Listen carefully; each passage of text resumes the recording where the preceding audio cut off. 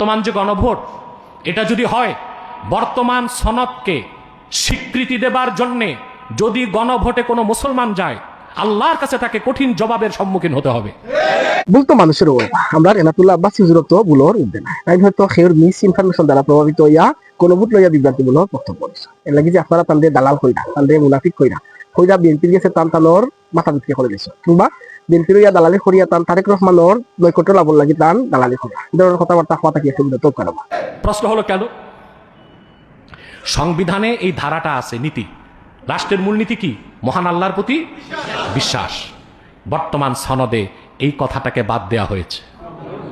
অতএব যদি গণভোট দিয়ে আপনি হাতে ভোট দেন, তার মানে সংবিধানে মহান আল্লাহর প্রতি বিশ্বাস এই কথা থাকুক আপনি চান না, সেজন্য আপনি ভোট দিয়েছেন। আমি মনে করি ইমানের উপর কঠিন একটা আঘাত হবে।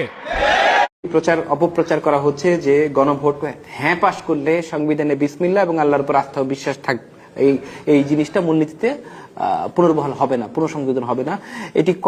এটা সম্পূর্ণ মিথ্যা কথা এবং সম্পূর্ণ অপপ্রচার। প্রথম কথা হচ্ছে, জুলাই সনদে সংবিধানের 48টি অনুচ্ছেদের উল্লেখ রয়েছে যেগুলো সংস্কার হবে। সংবিধানে মোট অনুচ্ছেদের সংখ্যা 153। সংবিধানে আরো 105টি অনুচ্ছেদ আছে, সেগুলো কিন্তু জুলাই সনদে নেই, কারণ সেগুলো পরিবর্তন হবে না, এখন যেমন আছে তেমনই থাকবে। বিসমিল্লাহ সংবিধানের প্রস্তাবনার উপরে, প্রস্তাবনার অংশ।